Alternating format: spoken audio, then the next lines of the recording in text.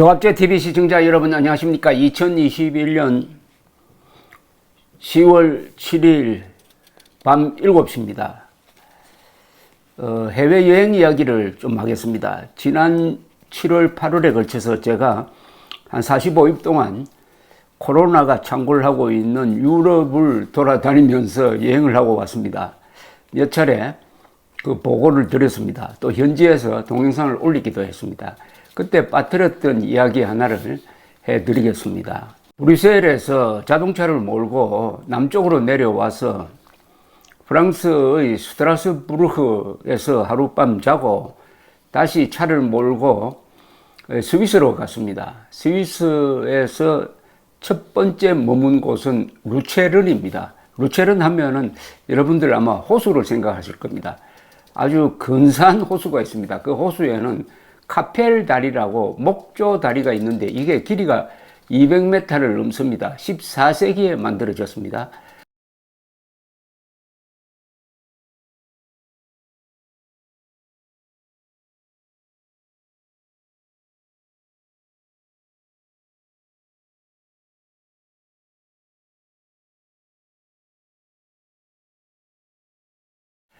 유럽에서 가장 오래된 목조 다리가 아주 근제하고 거기서 쭉 둘러보면은 루체른의 진산이라고도 볼 수 있는 필라투스 산이 보입니다. 2000m를 넘는 산인데요. 필라투스는 성경의 빌라도에서 나온 이름입니다. 그런데 루체른에서 또 유명한 장소가 있습니다. 거기를 갔습니다. 프랑스 루이 16세를 지키다가 장렬하게 죽어간 스위스 용병들을 기리는 빈사의 사자상입니다. 빈사는 한자로 쓰면 빈사 상태, 죽어간다는 뜻이죠. 빈사의 사자상은 해마다 100만 명 이상이 구경 오는 관광 명소입니다. 베르텔 토르발센이 디자인하고 루카스 아호른이 조각을 했습니다. 저보다 한 140년 전에 먼저 달려간 사람이 있습니다. 이곳을 바로 미국 작가 마크 트웨인입니다. 그분은 1880년에 나온 해외 유랑기 A Tramp Abroad라는 책에서 명문을 남겼습니다. 이 빈사의 사자상 앞에 서서 그걸 제가 하도 명문이라서 번역을 했는데 소개를 해드리겠습니다. 마크 트웨인이 묘사한 장면입니다. 사자는 낮은 절벽의 수직면에 파진 구덩이 안에 누워 있다.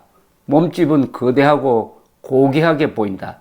사자의 머리는 축 처져 있고 부러진 창이 어깨에 꽂혀 있으며 발은 프랑스의 백합을 감싸듯 움켜쥐고 있다.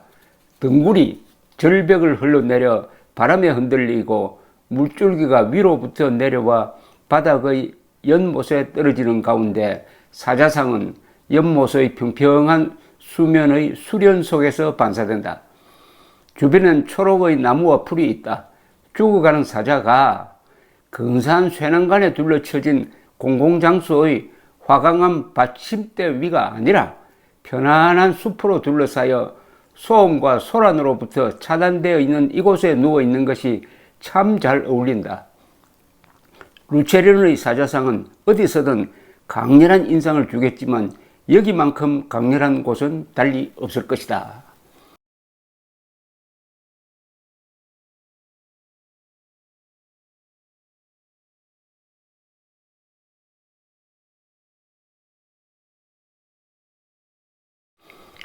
마크 트웨인은 이 사자상이 자기가 본 조각 중에서 가장 감동적이라고 했습니다.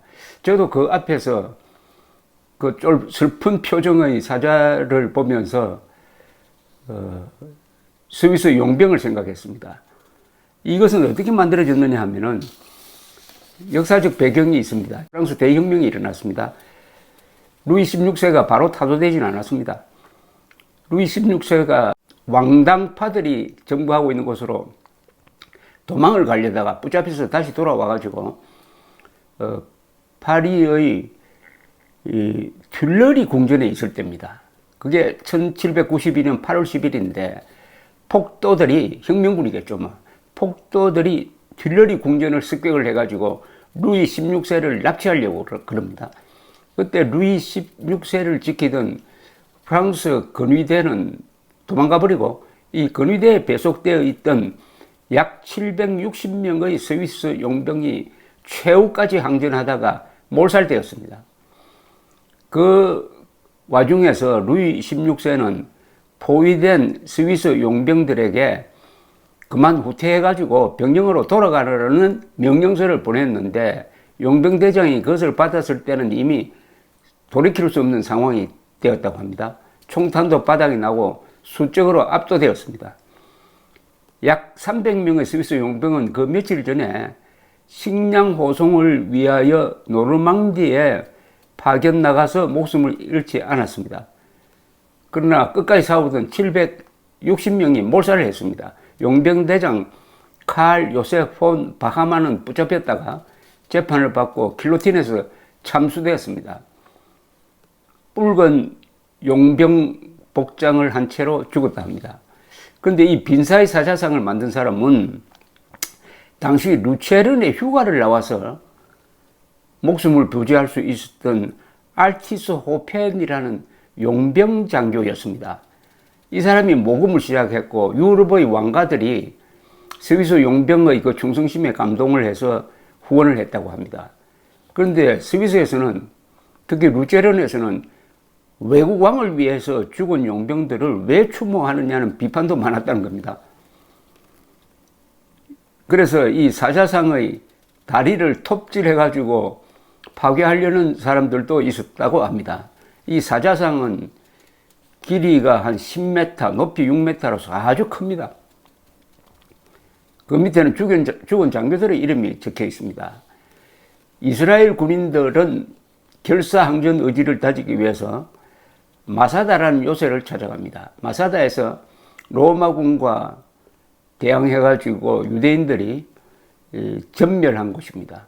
프랑스 군인들이 어디를 찾아가느냐 하면은 1870년 그리고 1940년 프러시아와 독일에게 패전한 스당에 있는 그 성을 찾아가서 왜 우리가 졌느냐 하는 교육을 받는 장면을 제가 목도를 했습니다. 스위스 군인들도 이 빈사이 사자상 앞에서 이 자주국방 의지를 다진다고 합니다. 자, 그러면은 왜 스위스 용병은 끝까지 싸웠을까요? 근데 이게 처음이 아닙니다. 이보다 더 유명한 사건이 하나 있습니다. 서기 1527년이었습니다. 1527년에 신성 로마 제국 황제 카를 5세가 스페인군과 독일 용병들을 섞어서 로마로 진격합니다. 그때 로마의 교황 클레멘스 7세는 신성 로마 제국 황제와 대항하는 그 연합군을 조직해가지고 맞서려고 하니까 화가 난 카를 5세가 로마로 진격해서 로마를 점령하고 로마를 몇 개월 동안 약탈을 합니다. 로마를 그냥 막 황폐화 시켜버립니다. 이게 유명한 로마 약탈 1527년인데 이때 바티칸에서 교황을 경호하고 있던 189명의 스위스 용병이 있었습니다. 이 사람들이 끝까지 교황을 지켜내는 과정에서 40명 정도만 살고 나머지는 다 죽습니다. 지금 성 베드로 사원은 그때는 건축 중이었습니다. 성 베드로 사원으로 피신하는 클레멘스 7세입니다. 클레멘스 7세를 보호를 하는 전투 중에서 죽고 용병대장도 죽습니다. 클레멘스 7세는 바티칸 성당 안으로 들어가서 거기 지하 통로가 있습니다. 바티칸 성 베드로 성당을 보신 분들은 바로 그 맞은편에 있는 산탄젤로 성을 기억하실 겁니다. 이것은 로마 시절에 만든 겁니다. 꼭 그 생긴 게 큰 돌로 만든 잠수함처럼 생겼습니다. 이 오페라 토스카의 배경이 되는 곳이죠. 이 성 베드로 사원과 산탄젤로 성 사이에는 비밀 통로가 한 800m쯤 있습니다. 클레멘스 7세는 이 비밀 통로를 통해서 산탄젤로 성으로 들어갔습니다. 산탄젤로 성은 그건 한번 딱 들어가면은 어떻게 점령할 방법이 없습니다. 문 딱 닫아버리면 외부와 완전히 고립되고 성벽이 너무나 두텁고 하기 때문에 한 번도 거의 함락된 적이 없습니다. 거기서 농성하면서 카를 5세와 협상을 합니다. 바로 스위스 용병 덕분에 그게 가능한 거죠. 그래서 지금도 스위스 용병이 끝까지 항전한 그날을 기려가지고 5월 6일입니다. 5월 6일에는 바티칸에서 기념식을 하고 지금도 바티칸 교황의 근위대는 스위스 용병입니다. 이 스위스 용병은 역사가 오래됩니다. 이 스위스 사람들이 원래 합스부르크, 오스트리아 합스부르크의 지배를 받고 있다가 합스부르크와 싸워가지고 독립을 쟁취를 합니다. 그러는 과정에서 전투 기술이 발달했습니다. 또 산이 많으니까 이거 히말라야 네팔하고 좀 비슷한데 네팔에도 구르카 용병이 용감하듯이 이 스위스 사람들도 그 척박한 알프스 산에서 살다가 보니까 체력도 좋고 단결심도 좋고 그리고 애양심도 굉장하고 또 합스부르크를 에서 독립한 그 경력도 있고 해가지고 이 굉장한 전투를 갖게 됐는데 이게 그때만 해도 뭐 시계공업이 발달한 것도 아니고 요사이는 스위스가 대단한 공업국가인데도 그때 먹고 살 게 없어가지고 이제 용병으로 갑니다. 그래서 15세기, 16세기 이 무렵에는 스위스 용병이 없으면 유럽에서는 전쟁을 할 수 없을 정도였습니다. 그러다가 우여곡절 끝에 이 스위스 용병을 가장 많이 채용한 나라가 프랑스였습니다. 그때 16세기입니다. 16세기에 프랑스와 1세가 아까 말씀드린 카를 5세와 라이벌이 돼가지고 이 이탈리아를 차지하는 경쟁을 벌입니다. 그때 스위스 용병은 프랑스와 1세에 의해서 인정을 받고 프랑스 군에 종사하게 되었습니다. 그 전통이 바로 루이 16세 시절 8세기 말에까지 이어지는 것이죠. 그런데 이때 스위스 용병은 주로 긴 창을 무기로 했습니다. 그러나 16세기가 되면은 유럽에서 총을 이제 본격적으로 쓰게 됩니다. 바로 스페인에서 이 이슬람을 몰아내고 스페인을 수복하는 과정에서 스페인 군인들이 아주 잘 싸우는 군대로 양성이 되고 카를 5세는 합스부르크 가문 출신이면서도 스페인까지 같이 통치를 하니까 스페인 군대와 독일군을 합친 제국 군대를 만들 수 있게 되었습니다. 또 독일에서도 용병을 만듭니다. 스위스 용병에 대응하기 위해서 독일에서는 란츠크네흐트라는 독일 용병이 만들어집니다. 대부분은 스위스 용병이 이겼습니다. 그러나 16세기에 스페인 군대가 등장하면서부터 장창을 쓰는 스위스 용병이 이제 밀리기 시작을 합니다.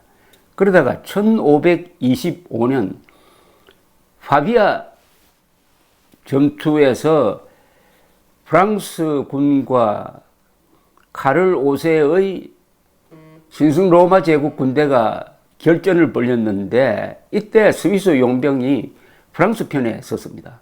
그러나 심대한 타격을 받고 거의 전멸하고 말았습니다. 프랑스와 1세는 포로가 되고 맙니다.